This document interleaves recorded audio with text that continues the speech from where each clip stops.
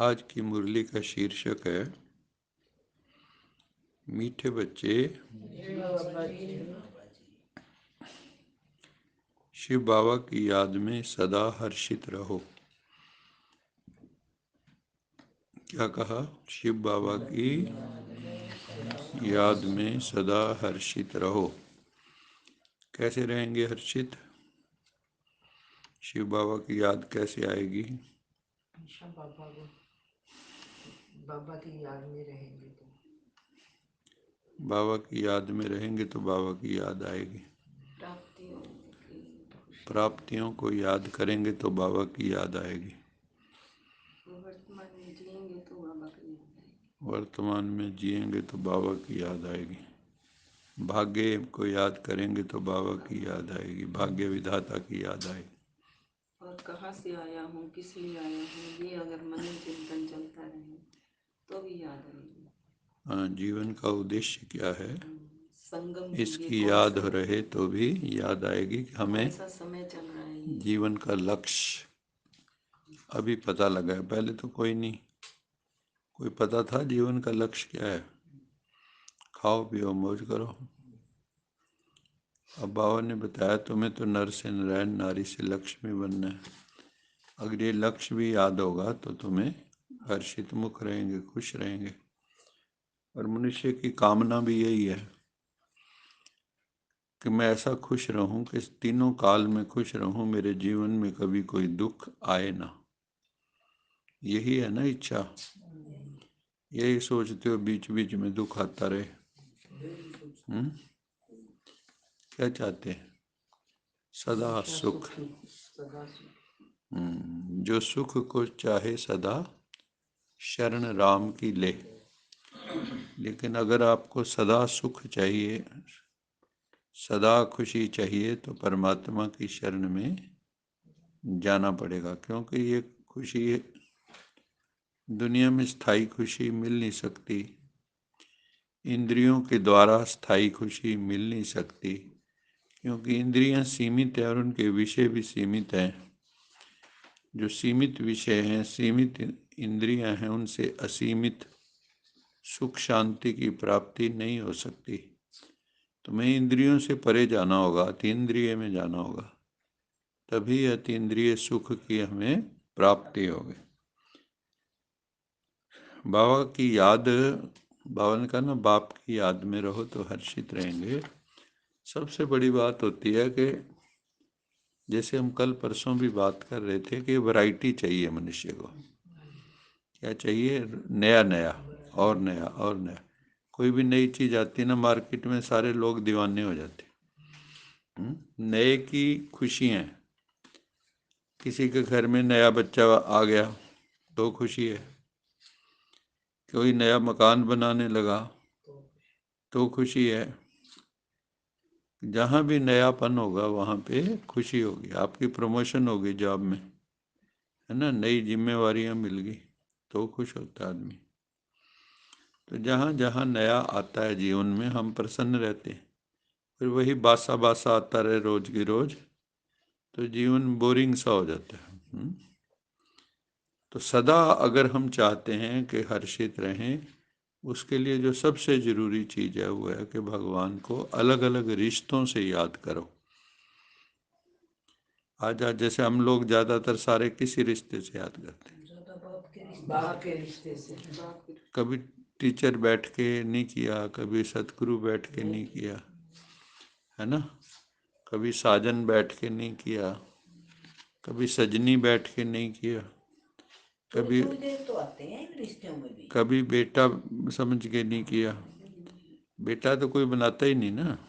बेटा बनाता है बेटा बेटी भाई जो अपने से छोटा नहीं बना पाते।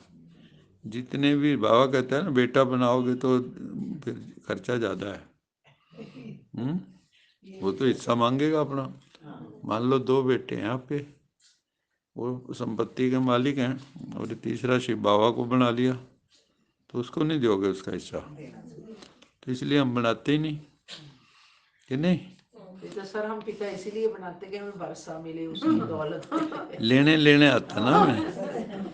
वो भी अपने स्वार्थ में बनाते हैं।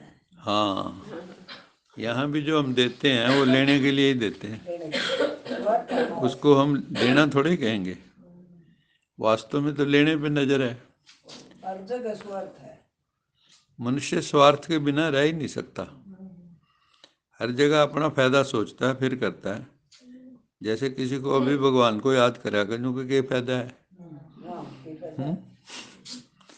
फायदा बताओ पहले। ऐसे में क्यों अपना टाइम खराब करूं? उतने में मैं तो और कितने पैसे कमा लूंगा। इसको तो ये सोचते हैं, ये साइड कोई है सीन, मेन नहीं समझते। भगवान को अपने जीवन में 24 घंटे में कितना स्थान है। बचेगा दिन उसका काम थोड़ा बहुत। हाँ, सारा काम कर कर एक जो था ना बच्चा, वो था मतलब अंगहीन कह लो, हैंडीकैप कह लो, वो रेल के अंदर जो है वो जूते पॉलिश करता था लोगों के। तो उसने एक तरीका बना रखा था। वो उसके पास सुबह 2 रुपए की एक अखबार खरीदता था, उस वक्त और भी सस्ती हो गई, और वो जाके सबसे पहले उसके हाथ में पकड़ा देता था। वो अखबार पढ़ने लगते थे तो वो जूते कर देता था। फिर जो है वो ले लेता था अखबार, जो अगला आता था गाहक उसको अखबार दे देता था, वो फ्री में पढ़ लेते थे। उसकी एक ही अखबार से कितना जो है वो लोग भी खुश हो जाते थे, है ना, कि अखबार मिल गई। तो ये भी एक तरह का कर्म योग बन जाता है। कई लोगों को देखो खेत में हल भी चला रहे तो भी भगवान याद है। दिखाते हैं ना कि एक फार्म जो है, कोई बहुत बड़ा भक्त था, वो कहते हैं कि नारद ही समझ लो, कि तो भगवान ने कहा फलाने के पास जा। उसने देखा, वो सुबह उठा, बस थोड़ा सा भाई उसका धन्यवाद किया कि भगवान तेरा शुक्र है। फिर जो है जाके खेत में हल चला रहा था, साथ साथ भगवान के गीत गा रहा था, गीत भजन, है ना। रात को सोया तो शुक्रिया करके सोया। तो नारद जी कहने लगे ये क्या है, इसके पास मेरे को भेज दिया, ये तो कुछ भी नहीं कर रहा। हाँ, कहते हैं भी जब तू यही काम करेगा ना तेरे को भगवान भूल जाएगा। तो हम लोग क्या है कि काम करते हुए भगवान को भूल जाते हैं ज़्यादातर, क्योंकि सारी वृत्ति, सारा मन किस में होता है? काम में। उस वक़्त भगवान की याद ही नहीं आती। और बाबा कहते हैं कि सबसे बड़ा तो कर्म योग है। कर्म में योग नहीं ऐड करोगे तो कर्म तो पशु भी कर लेते हैं, उनकी भी संतानें होती हैं, वो भी चुग्गा खिला देते हैं उनको। पक्षी भी पाल देते हैं अपने बच्चे, चिड़िया भी पाल लेती है, सारे पालते हैं। इसमें कौन सी बड़ी बड़ाई कर दी आपने?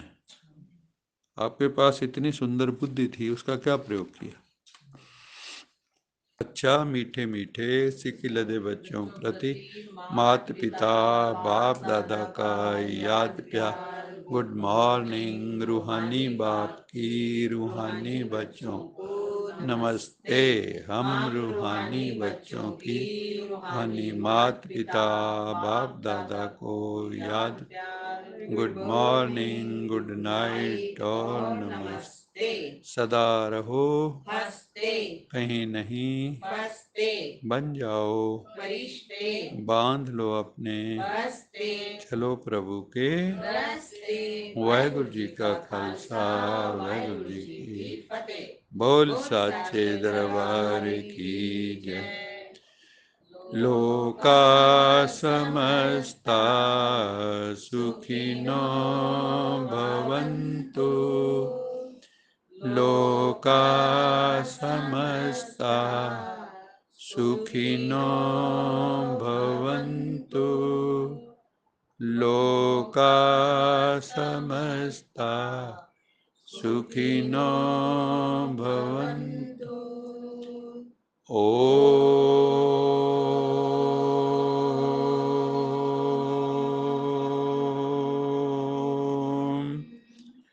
शांति शांति शांति।